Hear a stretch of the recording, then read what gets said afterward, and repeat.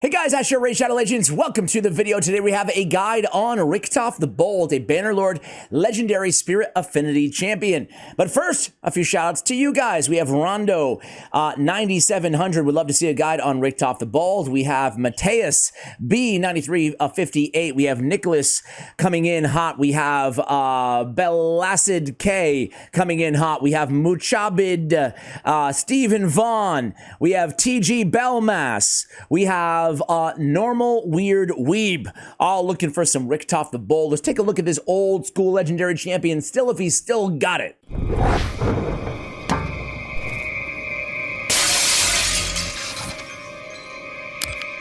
Alright guys, so as I said, he is a Bannerlord champion. He's Spirit Affinity, and he's right in front of my face. There he is. Richtoff the Bold. He looks pretty cool, right? Aesthetically, I think that I've always liked his look. I like the yellow kind of themes here. I like the crossbow.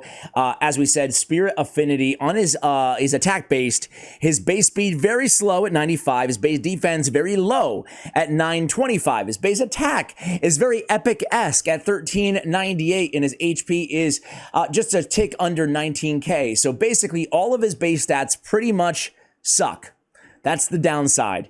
The good news is his kit isn't that bad. So on his A1 ability, we have Ruination, attacks all enemies, destroys each target's max HP by 30% of the damage inflicted. Unfortunately, 4 books, legendary books, go into this ability, and they all go to damage.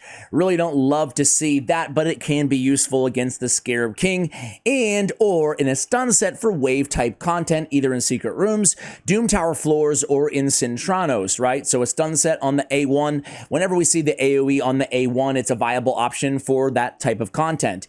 On Bloodletting, his A2 ability attacks one enemy 3 times. Each hit places a big version of poison on all enemies for 2 turns. So even though it's a single target hitter on a 3-turn cooldown when booked, again 4 books go into the A2, that poison is going to land on all enemies. So you're looking at an AoE poison, but there's 3 of them.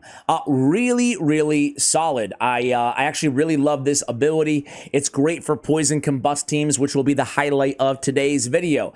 On the A3, it's Curse Hold, another single target damage dealing ability on a 4-turn cooldown when booked. Attacks one enemy, critical damage increases by 20% for each poison debuff on the target, stacks up to 5 times or 100% in total. So there he is. He brings attack and faction crypts by 27%. Not really much of an aura that we're ever going to be using unless you absolutely have no aura in Faction Wars. Before we jump to the build today and take a look at him, I did want to go ahead and review him on hellhades.com as well. They actually have a new update either going live soon or live right now. I don't want to steal their thunder in case it's not live yet, but it's a good one.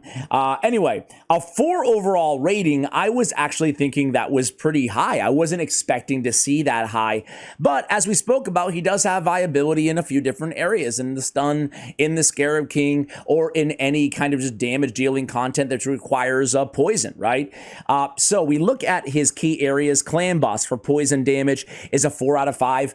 All of the dungeons for progression, primarily Dragon and Ice Golem, right? Fire Knight, I'm not a huge fan of him in Fire Knight personally, but for Dragon Normal and Dragon Hard, I would definitely give him a 4 or a 5 star rating. Then they have Doom Tower Waves, a 4 out of 5, Iron Twins, 4 out of 5. They give him a Scarab King, 4.5, Frostbiter, 4.5, Eternal Dragon, 4.5 as his best Doom Tower bosses, especially Scarab King with the poisons and the destroy enemy max HP on his A1 ability. When we look at his multipliers, he has a 1.7 on the AoE on the A1. It's a very weak hit, especially when you parlay that with the fact that he has a really low-ish base attack at 1390 something, for a legendary at least. He does have a godlike multiplier on his A2. That's a 1.9 on a triple hitter, so not bad.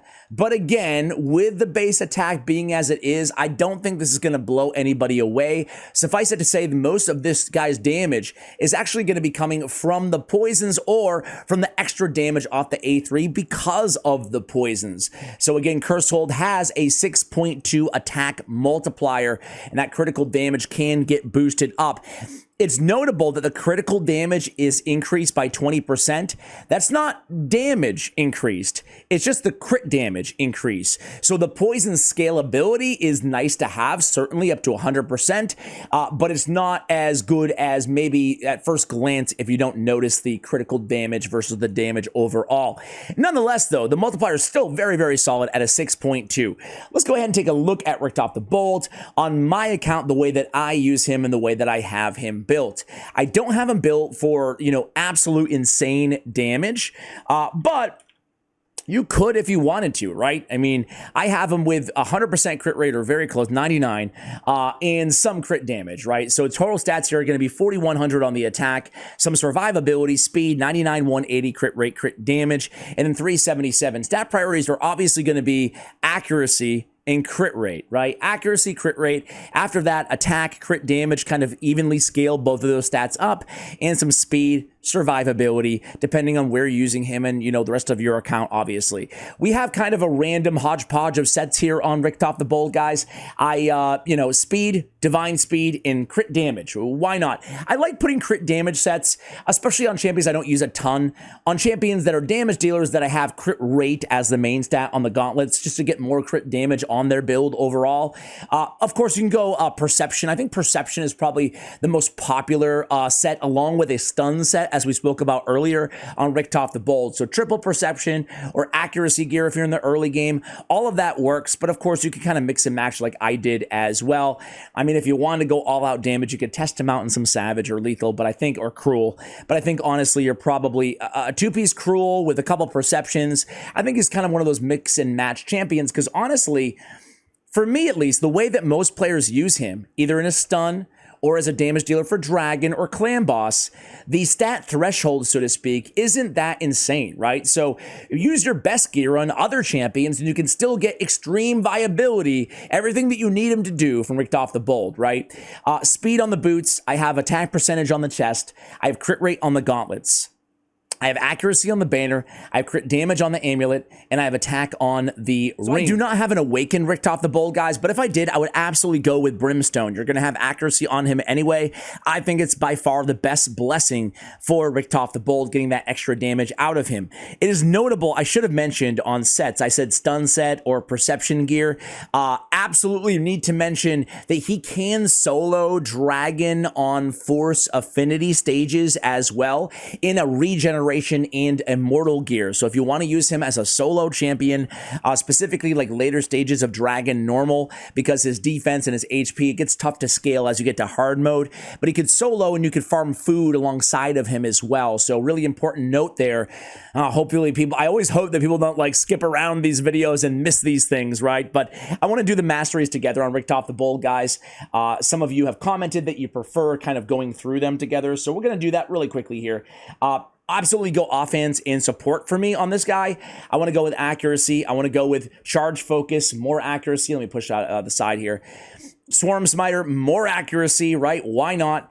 I'll go with Evil Eye. Master Hexer, probably one of the most important masteries on him to extend the duration of our poisons, right?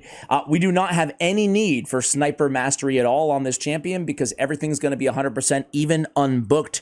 The poisons on that A2 is 100%, and that's the only debuff or turn meter manipulation or anything else that he's doing that requires accuracy is Master Hexer, or is the poisons, thus no need for Sniper. Now, if you really needed the accuracy, you could go with Eagle Eye. That's totally fine for the extra 50 accuracy. If you did want him to solo Dragon, as we spoke about earlier, I would probably go with Oppressor, increase the turn meter fill rate by 2.5% for each debuff cast by this champion, so you can get a 10% turn meter fill rate boost, which is pretty significant, especially when he's dishing out 3 poisons at a time on that A2 ability. So Oppressor is an absolutely great option for him as well. I'm going to go crit rate with crit damage. I'm going to come down with Oh, I might as well go with Life Drinker just in case we need a little bit of extra damage or extra survivability. Where's my head today? We'll go with Bring It Down. He actually kills a lot of champions because of all of those poisons on wave content. So I think Whirlwind of Death is a great choice for him. I'm going to go with Heart of Glory as well. I'm going to come down with Methodical, and I'm going to end with War Master. Methodical's great because obviously he has that AoE on his A1, so we're going to get extra damage. Stacks across each round up to 10% off of that A1 ability, so why not, right? We'll take Kill Streak as well. Again, he tends to kill a lot of enemies. And I think Cycle of Violence, he's not dealing a ton of damage, so I think I'm going to actually go with Lore of Steel instead because I do have a couple basic sets on this champion. All right, guys, let me go ahead and show you him. We talked about a bunch of different use cases. I apologize for not throwing him in a stun set and showing you what an AoE stun on an A1 looks like, but frankly, I'm sure you guys are aware of what it would be. I want to show you him on a kind of endgame Dragon 10 team, right?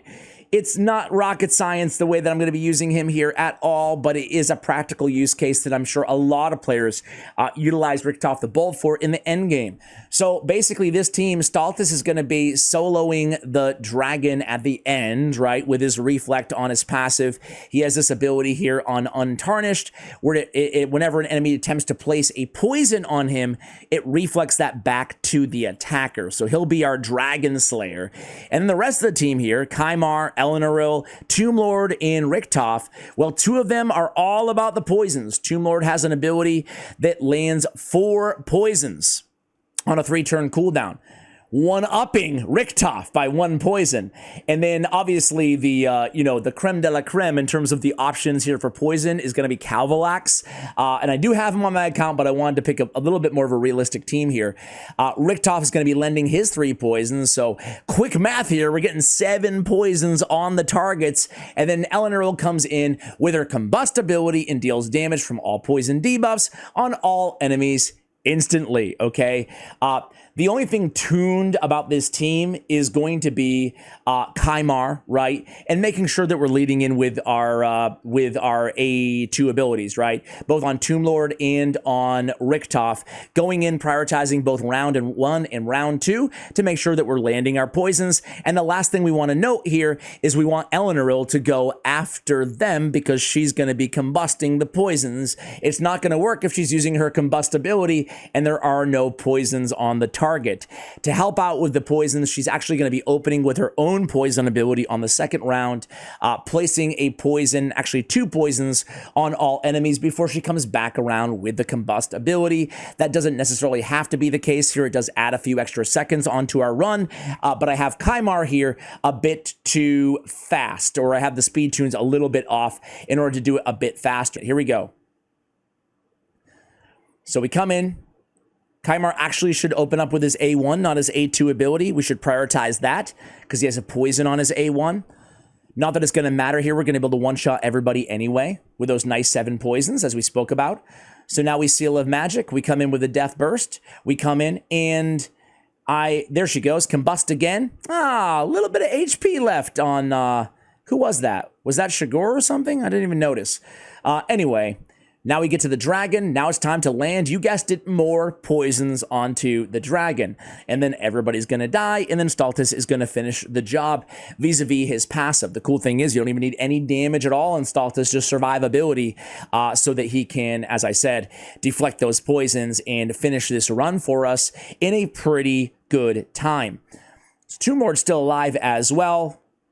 About a 1-minute run here, as you guys can see. There it goes. 53 seconds, not too bad. The 33-second best time that I have is using a double Calvalax team, using a very similar strategy. But overall, yeah, sure, all the damage from the combust is going to go to Eleanoril, so don't hold that against Richtoff. But that's how you can use a poison activation, a poison combust team utilizing an Eleanoril or a Xavia. There's a bunch of different champions that have activations. Even a Dark Kayle is a better free-to-play option. As a matter of fact, you may have seen the team that I was using here, and this is going to be coming later this week on the main channel and this channel as well. It's going to be a team all about Juliana, but not this team, I don't think. But Juliana is a good poison option as well to pair because she has a very poorly worded A2 that places more poisons than I thought it did.